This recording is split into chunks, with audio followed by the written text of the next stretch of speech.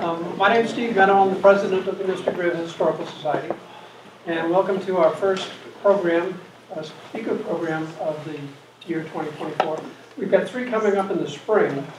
On March 27th, Rebecca Donahue is going to talk to us about the history of New England's maritime knitting. And on April 24th, Joan Sinkowitz is going to be talking to us about the centennial of the Mystic Garden Club. And our last one for the spring in May 22nd, Barbara Nagy and Rick Gibstein is going to be talking to us about the architect Dudley St. Clair Donnelly. And also in April, we are going to have the Helen Clark Walk. It's been like 5 years since we've done that. I'll be putting a notice out about that. We do need people to sign up for it, just so we'll know how many tour guides to have. We'll probably have about 10 people per guide. And email us, call us, we'll put the word out, but we do need people to let us know in advance. And we are going to charge $10 for members and $20 for non-members. So look for that in April. Also in April, we're going to have a cleanup at the Portersville Academy in the Downs building. If somebody's got some rakes, they would like to help us break the lawn, put the word out to that effect too. But don't forget that next month, March, we are going to walk again in the Mystic Irish Parade. That's on the 24th. And you don't have to let us know that you're going to be in it. We encourage you to walk with us. If you've got something old that you want to wear, great. If not, regular current attire is fine. But so we do have quite a few activities coming up in the next few months. And with that, I think I'll turn also over to Marilyn Comrie, who's our vice president, and also a lifetime friend of our speaker, Marilyn. The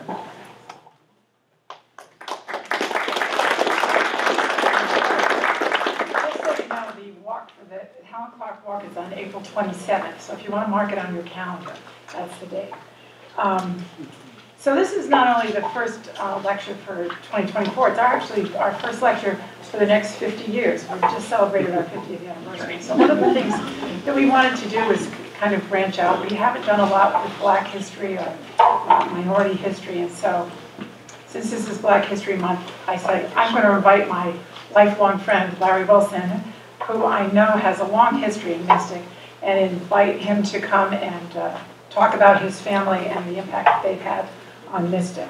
I want to read what it says about Larry here so you know a little bit of his background. He's an African-American and an Eastern Pequot. He raised his family in Stonington, and he's now living in Providence. He made his career in major corporations and nonprofits in New York, Los Angeles, and Philadelphia. He founded and currently operates the Wilson Organization in Providence. He's also a 1969 graduate of Robert E. Fitch High School. Yes. And a member of the Union Baptist Church. I see a lot of Union Baptist Church people here tonight. So, Larry, we're looking forward to hearing what you have to say. Yeah.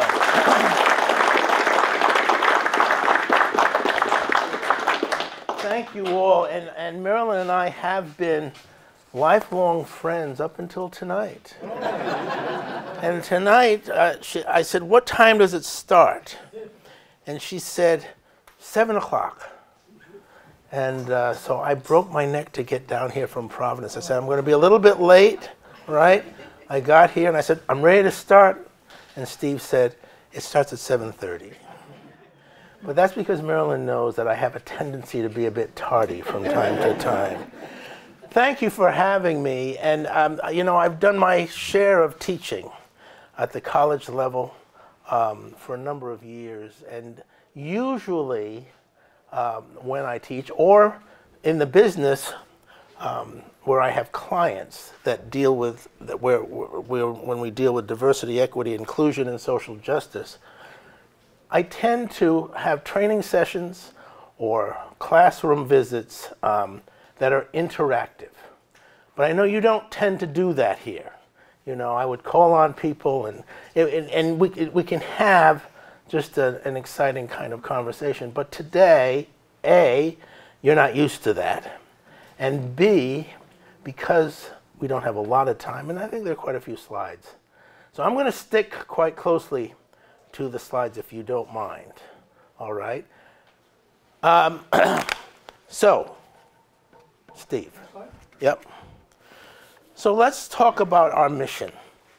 I'm convinced that part of the richness of Connecticut and indeed New England stems from the historic families descending from slaves and former slaves, servants, and Native Americans here since before colonial days and participating in strife dating back to the Pequot War, 1637, and the Battle of Groton Heights, among others. You know, I mean, this is a very robust area. It's a lovely area, and I think that sometimes we have a tendency to overlook who all the parties were that contributed to it. And so when Marilyn asked me to come and say a few words, I said, I'm going to talk about some of the humble folks that, you know, raised their family here, were laborers, were farmers, were machinists, were all the things that we need to be to make the area go forward. And that is African American folks, Native American folks, combined with the Europeans have made Mystic and Stonington the lovely area it is today. While families of color have been here for generations, our humility and singular focus on providing for our loved ones often masked the economic contributions we have consistently made throughout the years. Tonight, through storytelling, I can tell stories. Sometimes I'm better at storytelling than at other times, but I'm going to tell a few stories that helps to put life in perspective for you and for me. So through storytelling, I hope to illuminate a few, and just a few, of these contributions. We can skip that because Marilyn read that. And she did such a terrific job. I couldn't have written it better myself. As a matter of fact, I did. All right. All right, so oral history. Why do I seek out these two concepts and want to define them? Well, because particularly among people of color, oral history plays a very fundamental role, you know, as we track our lives through the years. We don't always have the means or the opportunity to write things down with specific dates and whatnot. And actually, Marilyn and I kind of got into it a little bit when she first asked me if I would do this, because I said, well, my great-grandfather, I think, came from Charleston, South Carolina, and I just started going on, and she would slowly kind of correct me. No, that can't be true. Well, you know, and this happened before that, and that kind of thing. But I held my ground, and I said, you know what? It's true to me, and it's true to my family, and, you know, we're proud of it. And so I'm going to tell you a couple of stories. Oral history is a technique for generating and preserving original, historically interesting information. Primary source material from personal recollections through planned, recorded, and unrecorded interviews. So then what's storytelling? Well, storytelling brings alive oral history. The vivid description of ideas, beliefs, personal experiences, and life lessons through stories and narratives that evoke powerful emotions and insights. I'm going to share a couple of stories that really are quite powerful. Okay, Steve. Well, so where do we come from? Where do I come from? Marilyn is right when she says I'm part Eastern Pequot. I'm part African American. Actually, you know what I am? I'm European right? So that's white. I'm black. I'm Indian. And I'm Cape Verdean, you know? Manuel Sebastian was from Cape Verde, we believe. We've always believed that. But we do know that he also spent part of his youth in Brazil before coming to New England. And when he got here, he eventually married Tamar Brachel, a full-blooded Pequot Indian, on the 3rd of December in 1848. He was married, oh, I think I have this right, Marilyn. He was married at the Union Baptist Church, that we know for sure, by Silas Beebe. Oh, I thought you were there.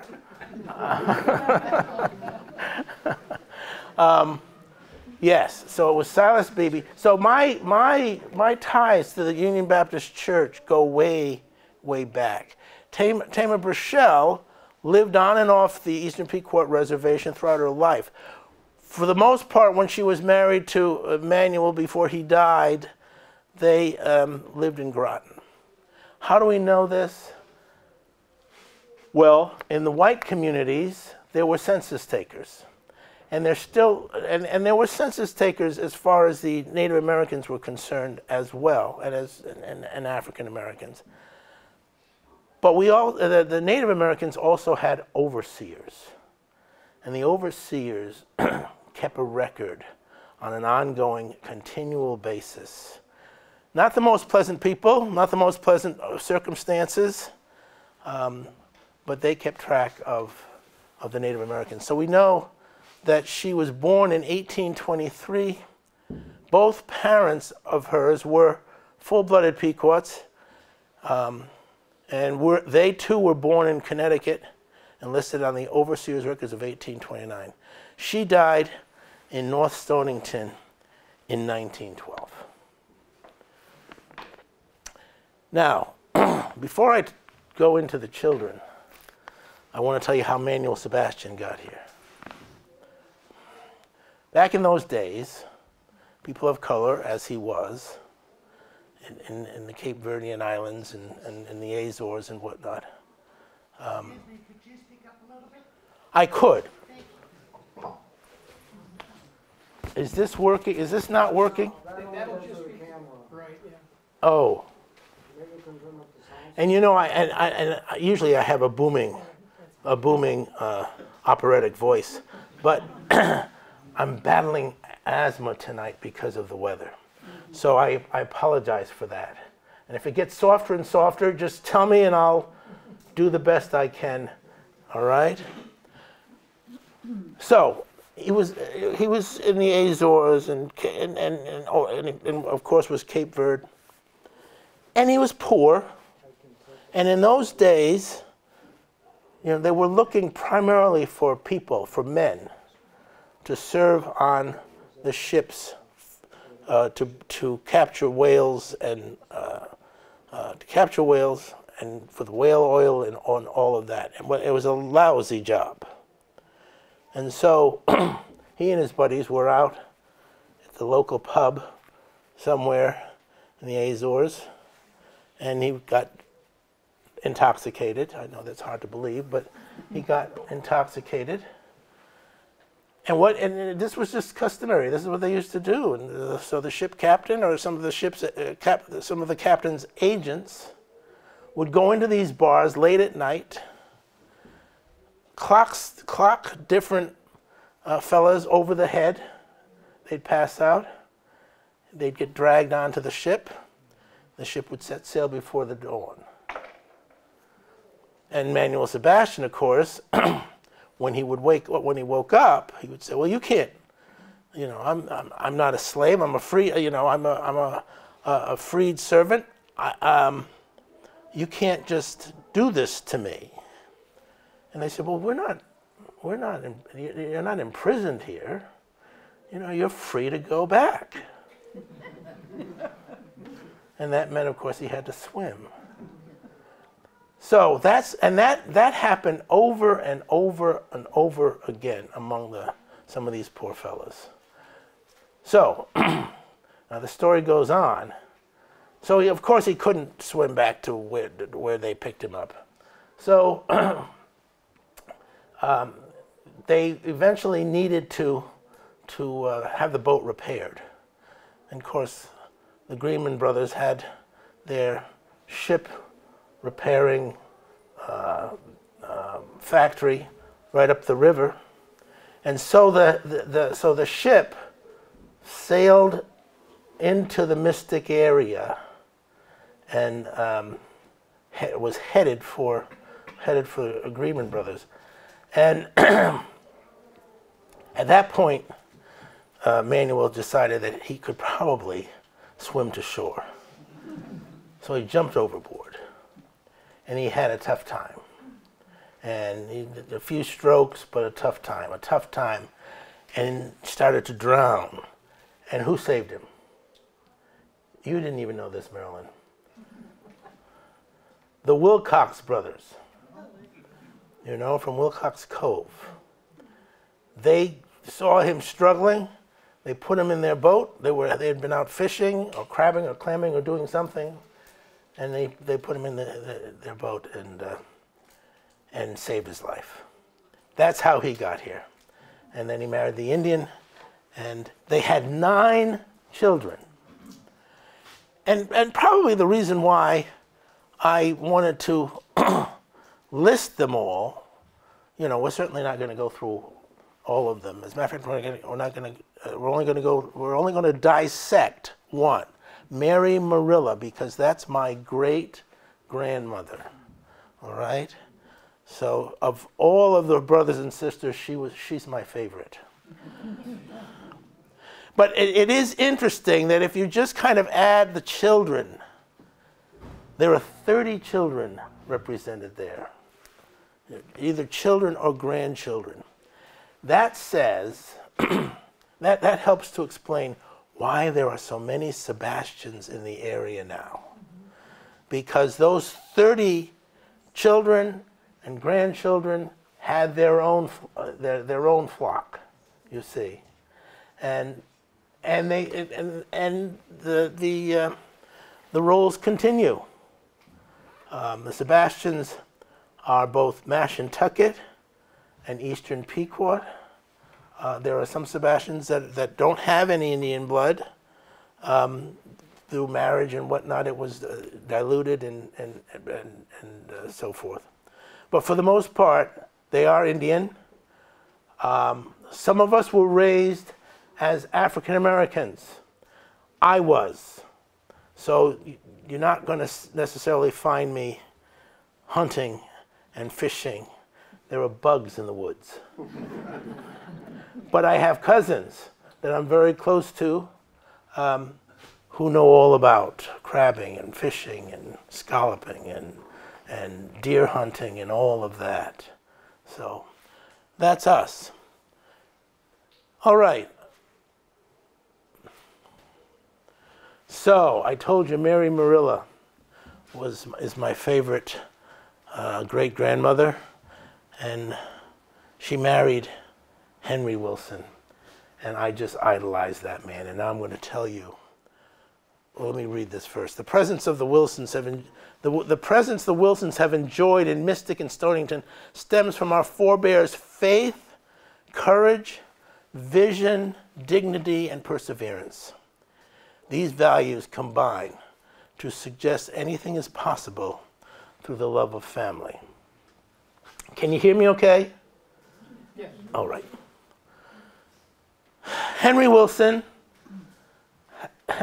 story is a story of great courage. And I'm going to share that with you now.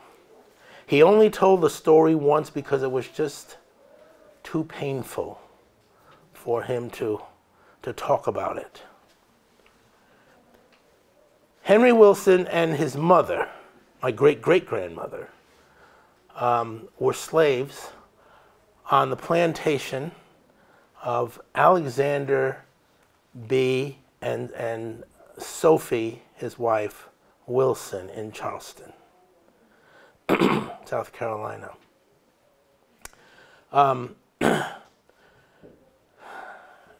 Alexander Wilson had 3 sons: Radcliffe, Alexander II, and St. Julian. And these boys were very fresh and very disrespectful to my great-great-grandmother. Now, as I say, Henry and his mother worked in the house, so they were house slaves. His father and the rest of his siblings worked in the fields.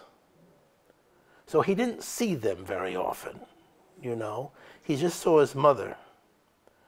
Well, as I started to say, these 3 boys were very disrespectful and, in fact, abused severely through rape and whatnot, abused severely my great-great-grandmother.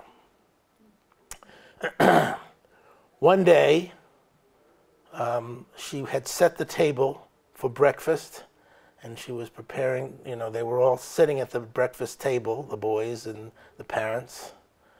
And one of the boys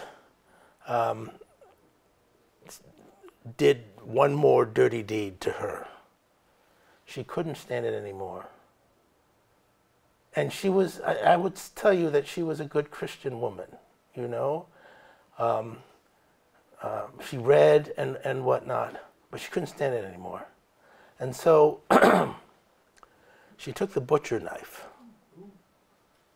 and killed him. And they immediately killed her. Now the boy was only about 9 years old. He escaped out of a window because they were looking for him. He hid in the brush. It was a fairly heavily wooded area, and he hid in the brush and could only travel at night. And he would keep his eyes fixed on the torches that were at the docks. He wanted to make his way to the docks, and maybe someone would give him safe haven. Eventually, he made it to the docks, and a ship captain, Silas Maxson from Mystic. Silas Maxson and Nathan Fish owned the boat together. It was a lumber boat that would carry lumber back and forth from Mystic down to South Carolina so that the folks down there could repair the boats. Anyway, Silas Maxson saw him coming and grabbed the boy and put him on board. The authorities came and they said, "We're looking for the slave boy that participated in the murder of Radcliffe Wilson. And have you seen him?" Well, of course, all the other sea captains hadn't seen him, so they all said no. And Silas Maxson also said no. And he said, well, before any of you, the authorities said, before any of you are able to set sail in the morning, we're going to search your boats. And then the mistake they made was they left at that point until the morning. Silas went around to all the local pubs at 2 o'clock in the morning, gathered up his men and said, "Gentlemen, we're setting sail for Mystic, Connecticut tonight." And he saved the boy's life. Maxsons were members of the Baptist church here, and he was a devout Christian and Baptist, as was Nathan Fish. The boy had no place to go, and so they raised him. And he was indebted to them for the rest of his life. And that is what brings the Wilson family, you see, to Mystic, to Mystic and to Union Baptist Church. It's kind of interesting that the oldest family in the church is the Fish family, but the second oldest family is the Wilson family, you know. And sometimes visitors will come and look and see all of these white faces, and then they see us singing in the choir and whatnot, and to know that we were there before most anybody else was. But we're grateful to the Christian values of Nathan Fish and Silas Maxson. He only, Henry Wilson only told that story once because it was too painful, and he told it to his older grandchildren and made them promise that they would never tell anybody. You know, to see your mother killed, you see. But just before one of my cousins, George Wilson, died, just before he died, he called me over and he said, "You need to know this story." And so that's how I know the story, and otherwise that piece of oral history would have died, you see. You know? But my father wouldn't tell me, my aunt wouldn't tell me, nothing against them, but Cousin George did. All right. Silas Beebe was a busy man, and he married Henry and Mary Marilla at Union Baptist Church in 1886. They were married for 48 years. They lived in the caretaker's cottage on the corner of Star Street and Cliff Street. Just a small little cabin. And yet they had 8 children, raised them all there. If there were other relatives that needed shelter, they took them in. And Henry Wilson was the custodian of the Union Baptist Church for all of his life. And at the end of his life, he was nominated and granted the status of honorary lifelong deacon. So that always touches my heart. Asthma or no asthma. All right, let's go to the, I just back up one. I don't want to understate that UBC, Union Baptist Church, has remained a safe haven for my family, for my father's family. You know, I had a twin identical, some of you know this, I had an identical twin brother that drowned when we were 16. The church really worked very hard to heal me, you know. There was other sickness in the family, my oldest sister and whatnot, and so the church was always that's why I have the picture of it up there. The church was always there for us, just like they're there for so many people. It's wonderful. It's a wonderful place, and it's in a wonderful position overlooking the Mystic Valley, the Mystic River Valley. Okay, now. All right, so how are we doing on time? You're fine. All right, I'm going to go through this very quickly. Stories of noted accomplishments. You know, when I talk about how there were members of the family, my family and other of the Native American families and whatnot, but particularly my family for tonight's purposes, that added to the economic strength of this area. And so I just want to kind of isolate these 4 men, and then I have just kind of an interesting story about Charles Bostwick. So, Alden Wilson. Alden Wilson, all right, let's go to the next slide. By the turn of the century, the 20th century, most of Henry Wilson's children were working at the estate built by Elihu Spicer on Elm Street, and known even to today as the Spicer Mansion. But I will tell you, and Marilyn and I had kind of went back and forth on this as to who owned the house when and whatnot. Interestingly, these relatives always referred to the Spicer Mansion as the Lathrop Mansion. And so Marilyn had an interesting idea. She said, well, you know what? Maybe they rented, the Lathrops rented it for a while before I think then they built the one on the corner of of burrows and elm. That came next. But all I know is that my relatives worked there. They, as my father used to say, they maintained it like it was in a park with deer and whatnot on the grounds and whatnot. Carrie, which was my great aunt, the oldest of Henry Wilson's children, she and her husband Ralph Powers were the chefs. Lawrence was the gardener. Hannah and Flora, his sisters, were the housekeepers. Alden was the chauffeur, first by horse and wagon, or horse and carriage, and then later by automobile. And then of course Bostwick, who eventually went to work for the Lathrop Engine Company.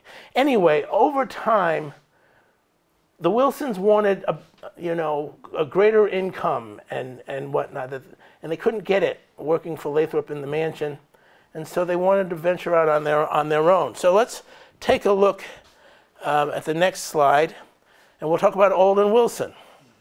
He left the chauffeur's job at the J.W. Lathrop estate to chauffeur and serve as a personal assistant to Dr. Williams in Stonington Borough. Right there on Water Street, that big, magnificent beige, tan house was Dr. Williams' home. Bonding with Alden and his work, Williams paid a substantial part of the expense for Alden's wedding to Josephine early in 1910.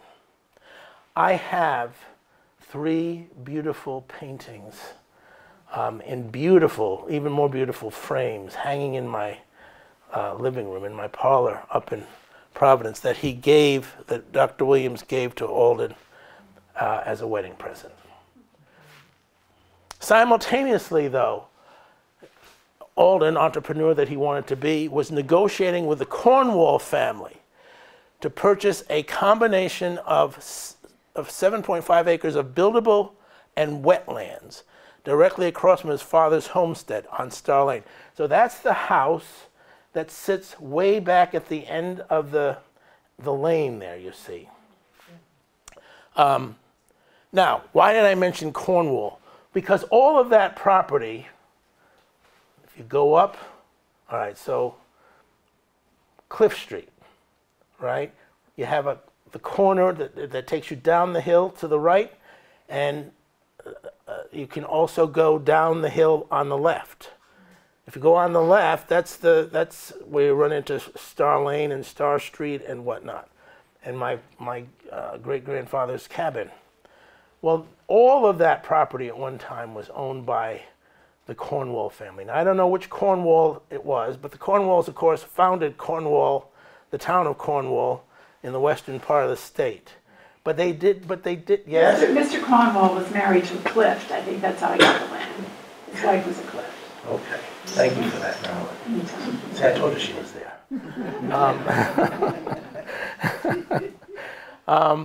So he negotiated with Cornwall to buy the 7.5 acres.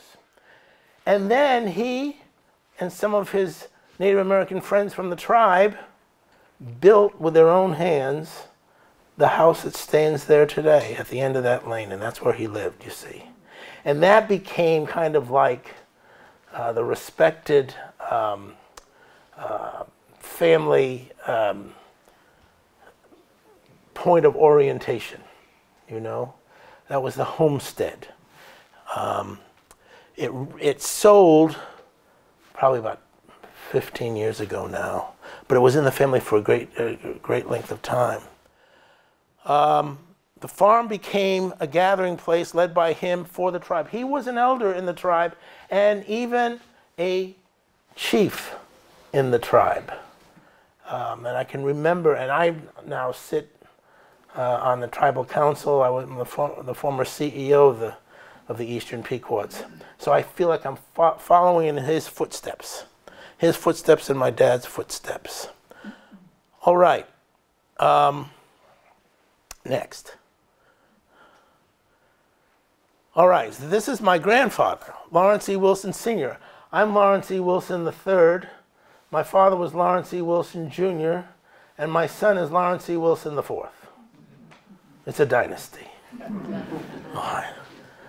So he left the gardener's job at the J.W. Lathrop estate to start his own business venture, Wilson's Ice Cream. He had a small shop which stuck out over the river, so the salt water from the ice cream manufacturer the salt water would go into the river. It was the first example of pollution. But I will tell you now where was that? Where was his shop? On the corner of Gravel Street and what is it? West Main Street. Yeah. Yes, West Main Street. Right. So, and it was a drugstore. Whose drugstore was it? Haskell's? I don't. Haskell's, maybe? I don't. I remember John. Higgins was there for a while, I don't know how far back they went. Yeah. I don't think it was Haskell. It might have been Higgins, but. Oh, maybe he was. It might have been. But anyway, so my grandfather, you know, he ran a popular business. The business began in 1926 with the faith-filled backing of a deacon at Union Baptist Church who loaned him the money. He was a banker. He loaned him the money because he respected my grandfather and he respected my great-grandfather. He delivered ice cream to the entire region, Mystic, Stonington, Westerly, and Norwich, initially by horse and wagon. I can't imagine that he went all the way to Norwich on a horse and wagon. But, you know, it would melt the ice cream. So, anyway, but the enterprise was strong enough to enable Lawrence to purchase a sizable home, which still stands on High Street, at 273 High Street. As a matter of fact, it just recently sold again for almost $1 million. And we have fond memories in that house. My father, my grandfather bought it. My father helped to maintain it with my grandfather, and they owned it for 73 years, you know. And when my father died in 1997, my mother wanted to go into a retirement community, and so we sold it. But he bought that house, and he bought a brand new Chevrolet in the same year, right? But unfortunately, the Depression had its way, you know, and he couldn't keep the business going because money became so tight. And so it made sense for him to close that business and to protect his assets for future opportunities. So that's Lawrence. Ida Ladd, do you know that name? She made the sign. She went to the Baptist church too. She made the sign for my grandfather's ice cream, the advertising signs. Oh well, I have the sign in my house, the last one that exists. I'll invite you all up some night and I'll show it to you. All right, now next, William Davis. Now he wasn't a Wilson, but he married Hannah Wilson. And he was influenced by the faith of Henry and the commitment to family values that Mary Marilla had. And he made use of his talents in auto engine repair. And so over on Cottrell Street, there was, that's where his shop was. And he was very busy. And he became very wealthy. You know, it was around 1930, and even though the Depression was on, there were people that had some money, and they still wanted to have their automobiles, because automobiles, of course, were a new concept back in those days. And so Buicks and Packards and Cadillacs, you know, and any other car that you might name. And high-end cars was what he serviced. So, widely viewed as one of the wealthiest businesses, whether it was owned by natives or African Americans or whites in the region, Davis Auto Repair was located on Cottrell Street. Another sad story. The Depression took my grandfather out of business, and a crafty bookkeeper who Bill Davis had hired to do all of his bookkeeping, and whom he trusted a great deal, stole his proceeds, his revenues, over time. And by the time he realized what was happening, it was too late, and so they had to close the business. And he really couldn't get backing to start again. So he went off to New Britain with his wife and went to work for, what's the shop up there, Stanley? Yeah, that's who he went to work for. But that's another sad story, you know. We learn from the joys and the sorrows of life, you know. And the sorrows of life are probably more valuable than the joys, you know, in terms of their teaching. Okay, next. I think that's it. Oh, that is it. All right, Uncle Bob, Fidel Barboza, was married to Flora Wilson, another great aunt of mine. They were all great aunts, great uncles, great people. Made his career working on the United States rail system, and more specifically, the Montrealer, which ran from Washington, D.C., up through the northeastern corridor to Canada and Montreal. Uncle Bob would come up on the train, and he would spend many a night at what was that station over in Pequannock where the trains would turn around. Midway Airport. Yes. He spent many, and there was a hotel there, you know, and for the workers on the train. And he spent many a night there. But during one of his trips, he met Great Aunt Flora. And the two of them looked in each other's eyes, and that was that, you know. He began first as a Pullman porter. Then eventually he graduated to becoming the head waiter, and he was very proud of that. He was very proud of the fact that he was able to make that transition, because more often than not, the Pullman porters would take that job, and that's the job now and forevermore. Amen. But he was a distinguished-looking man, and so he became the head waiter on the train's first-class dining car, and he served the rail system for 35 years.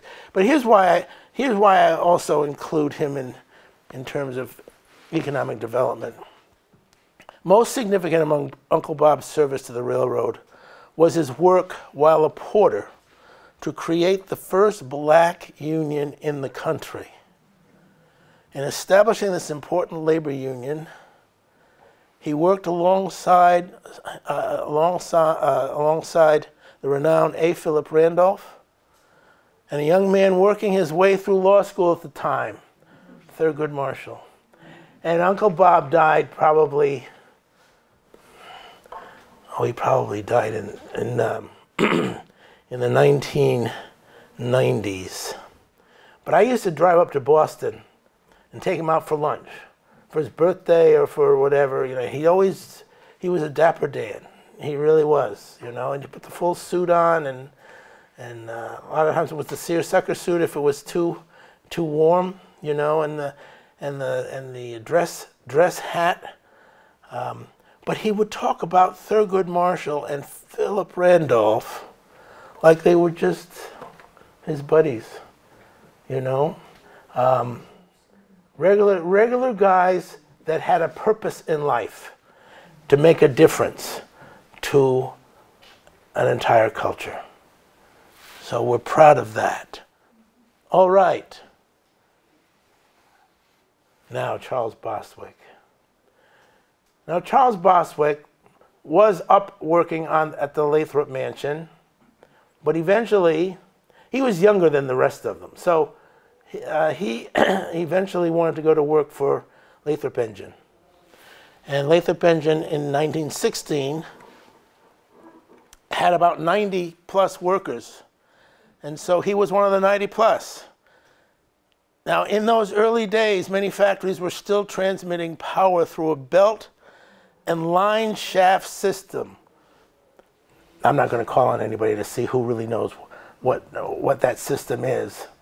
But it's a system of belts, pulleys, and shafts.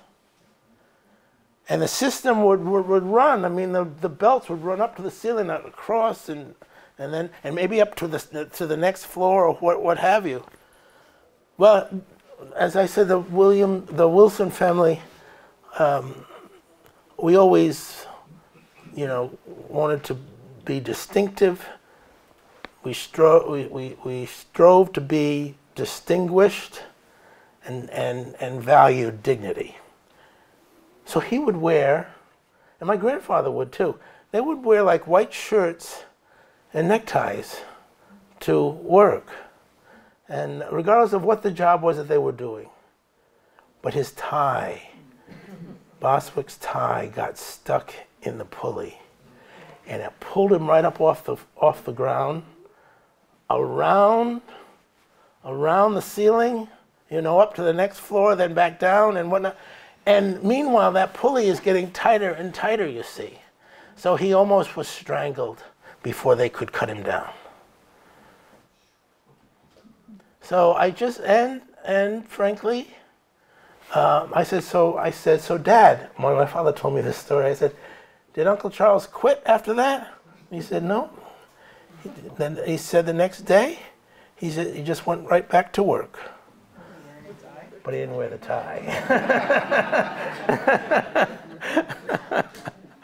All right. Where are we now? Okay. So this is kind of a surprise for you, Marilyn. So, when I talk about the church, I think about the old families in the church, and I think of some of the long-time members. And we lost Doris Binless in 2000. When did she die? I don't know. She's 101. She probably died in 1998. No, it was 2000 something. But like maybe 2002. Well, she was born in 1897, so. Okay. Who can do that? You know that. All right. Well, anyway, she never married. Well, Ken, you were the pastor at the time. And the reason I knew this was because I found, as I was looking through pictures and whatnot, I found the Advent devotional that you'd published, and you wanted different people in the congregation to submit poems or whatever. And she submitted this. I began teaching Sunday school when I was 14. I always took my class to visit lonely people and needy families. I took the children to Brown's Turkey Farm. At Christmas, we went caroling downtown and back to the church. It was always a priority. And I'm going to get filled up on this. Mrs. Stanton and I used to climb Baptist Hill every Wednesday night to the weekly prayer meeting, just in time to hear Mr. Wilson pray. So, when you have a 101-year-old woman that still remembers your great-grandfather and how well he prayed, that always touched me, And as I said, Henry worked as a custodian of Union Baptist all of his life, loving the church for its commitment to him over so many years. He was awarded the honorary distinction of lifelong deacon. All right. let me just show you some pictures. Can you see these pictures? I worked hard at putting these pictures, getting these pictures on this PowerPoint.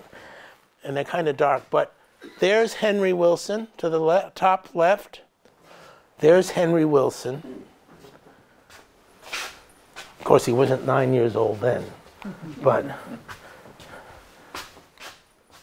And there's his wife, and they were young then. I mean, you know, they were young, and she was young in this picture. That's Mary Marilla, Sebastian Wilson. And then there's their oldest boy, Alden, you know, who wanted to start a dairy cow cultivation farm, and that's what he did do. And this is Hannah, Aunt Hannah, and it was her husband that got bilked, you know, and had the money stolen from his automobile business. And here's my well, Everybody died. that's all right. The one in the middle at the bottom is my grandfather. He looks like a doctor in that picture, you know. But that's my grandfather who had the ice cream business. And there's Mr. Bostwick, who took a trip one day and decided he never wanted to do it again. All right, and now we, all right, and this is the final slide. So, all right, so this first picture here, you really can't make heads or tails of it, but that's the corner of Cliff Street and Star. All right, and the summer house that they had stood right here, and it was torn down by Howard Turner, who was a banker and wanted to build a house that he named Edge of the Ledge, because the house he built was right on it is still there. It's still right on the edge of the ledge. But they took down the summer house, which was closer to the street. Then you get a sense of, that's Alden's house from a distance, and the 7.5 acres. And there's more of a close-up now of the house the way it looks more today.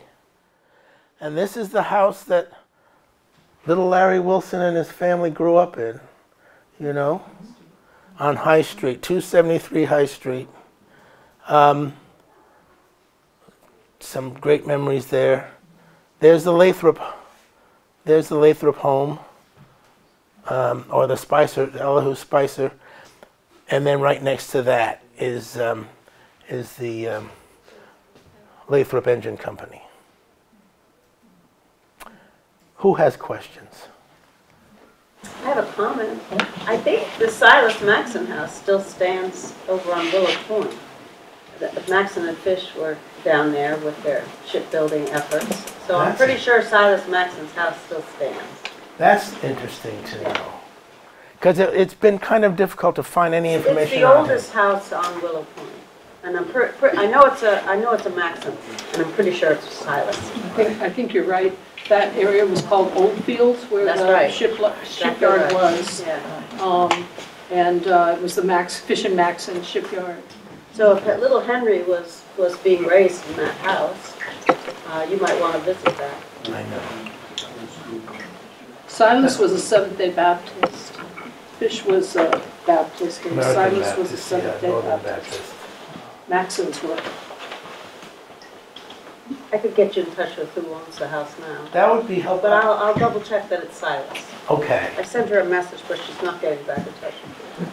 Because you know where I was told that he was living at the time when he raised Henry Wilson? Mm-hmm. On the corner of West Mystic Avenue Yep. and Route 1. Exactly. That's Nathan Fish's house. That's a big, that was a Maxon house too. Nathan So there's Fish lived up there too. Sarah Dove lived there. Does anybody know Sarah Dove, the restoration person? She was living there, and so that was a Maxon house. And then a second house was built just down the street within a few years. So that's the house that I'm thinking of. Well, there was I'll double check it. There was Henry Maxim, who was the same generation. Yeah. Yeah. Boys, it's nice to know people who really know history, you know. Other questions? Not a question, just a comment. My name is Roger Riley. My dad was a doctor here for a number of years. I grew up here. How many people, I'm gonna cut you off just for a second, went to Dr. Riley when they were growing up? It's okay. A couple people, that's fine. Man's passed in 1992. Here's what I want to say. By growing up in Mystic, and even though I went to Mystic Academy with a couple of Sebastians, your people, and a Wilson too, Joyce Wilson. You went to school with, that's my sister. That's your sister? Yes. Well, I didn't go to school with her, but I met her many years later. We sang for many years together. Sang? Yes. Yes. Lovely woman. Lovely woman. I was reminded that growing up in Mystic, calling myself a Mystic native, but listening to you tonight, teaching me about, and I don't mean this in a derogatory way at all. I think you understand when I say Mystic was made up of a lot of little people besides the major captains of industry and seafarers. And we never think about that. No. We say, you know, I grew up in Gurdon Gates, Captain Kicking Jack Williams' house on Gravel Street. BFD. You know, it's the little people whose houses still are there, or who built some of these places, and who staffed them. As a matter of fact, Alden, your ancestor, as groom or driver for the Spicers, I doused and found 2 of Spicer's horses that Alden must have taken care of on the Spicer property. Yeah. There are 2 favorite Spicer horses buried in there. And they do have little gravestones. After we dug around a little bit, he said, "Oh my God, yeah, 2 horses." Up on the where the house is? Yes, to the right of that. As you said, it's a big park. And so, look, 2 of his favorite carriage horses are buried in there. Wow. And I'll bet you all of his favorite horses too. I'm sure. See, so we kind of feed each other bits and pieces of information. And the oral history that we hear from people is every bit as rich, maybe more so than the histories that are written down and then rewritten down and then copied and then edited, and you lose all the, again, color, okay, of a place, and the color of the people. Yeah. This Mystic was not clearly just for white people, No. by white people. It was everybody. And we made this community into what it was, and then almost lost it at the Depression. I don't, Mystic was kind of a scuzzy place after, it never bounced back until 95 goes through, and all of a sudden, people that didn't want to drive all the way to Cape Cod realized, Mystic! And all of a sudden, now the houses are going for $1 million, because people want to live Well, there. that's right. That's right. That's nuts, but that's what it is. I can assure you, when we sold my mother and father's house in 2000, we didn't get $1 million for it. Thank you. Thank you. Thank you very much. Who else? Any other questions? Just a comment. Actually, Doris Finless died in 2000. She was a resident at the nursing home that my family owned for many years. She lived across the street here too. I know she did. Across the street. She would All the run kids up. were always invited to her house. Yeah. It was great fun. Would run up Baptist Hill just to hear Mr. Wilson pray. And for somebody that old to be referring to somebody as Mr., you know, that showed the respect that he had. Yeah. And the respect that she had. All right. Anyone else? Thank you One very last thing. Larry, thank you very much. Thank you.